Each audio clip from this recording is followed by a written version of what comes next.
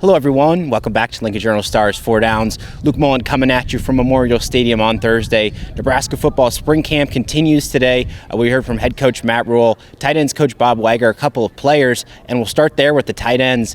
Wager talking a little bit about the competition that he's seen from this room so far. Of course, this is a room that's much changed from last year. You look at Travis Vokalek and Chancellor Brewington as two of those top options graduated. They are gone. A lot of different faces, different players competing for playing time, but we heard from Nate Borkacher, a guy who's returning, managed to carve out a little bit of a role as a walk-on from Aurora, just less than an hour, down the road from Memorial Stadium here. And he's kind of talking about working towards, making that big jump that he wants to make, carve out more playing time for himself. But, there are two guys in that room whose names, of course, have to come up when you're talking to Wager. That's Eric Gilbert and Thomas Fedoni, these two top-notch, five-star recruits who have both, had their injury troubles. They've been off the field. Looking forward just to getting them both healthy and free to go here this fall. Well, so far, Fedoni's been moving well in the spring. Heard Gilbert's been moving well, too. And Wager, he's just saying that Gilbert is one of those athletes with a rare combination of size and speed. So something to watch for moving forward. And just one other quick note about the tight ends. Wager talking about how there are some major similarities between tight end and fullback.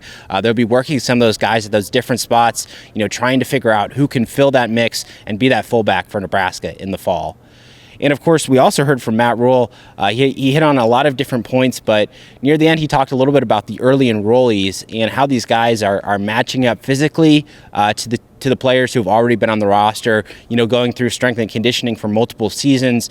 So kind of a testament to those young players. In particular, he mentioned Maverick Noonan, linebacker, kind of rusher hybrid type from Elkhorn South, offensive lineman Gunnar Gatula, also local kid coming from Lincoln Southeast.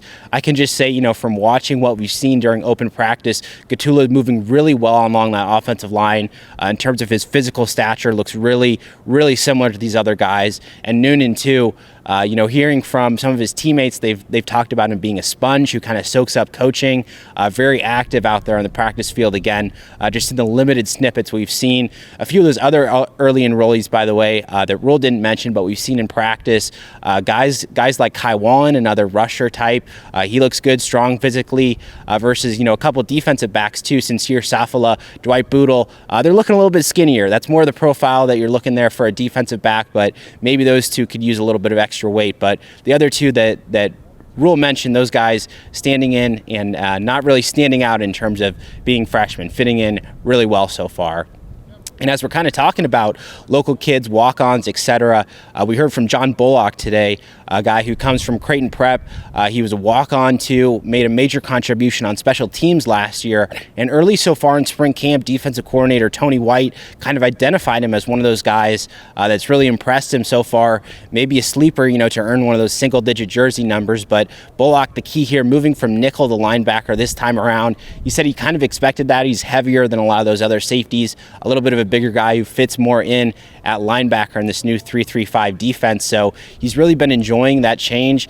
He said it, it really fits his strengths, just flying around, identifying where the ball carrier is going, stopping him. There's a lot of different coverages and different things to worry about for nickel. So he's really been enjoying that change. And with how much his name has been popping up for the coaching staff, again, keep an eye out as to whether he can be one of those guys earning those single-digit numbers and maybe getting some playing time there at linebacker, not just on special teams in the fall. And kind of a bigger picture update here as we continue spring camp. Well, it's time for Nebraska football to rest up. Today, Thursday, they will take a break from practices all the way until Tuesday. That will be the next day that they practice again. A lot of this is a planned schedule for Matt Rhule, aiming to have his players have Easter Sunday off. Of course, players will be in the building, in the facility. Here, Friday, Saturday, those options are available. Sunday, their normal rest day off, so nothing changing there. And they'll be right back at it again Monday, 6 a.m., Rhule said. Everybody will be in the facility, assistant coaches as usual.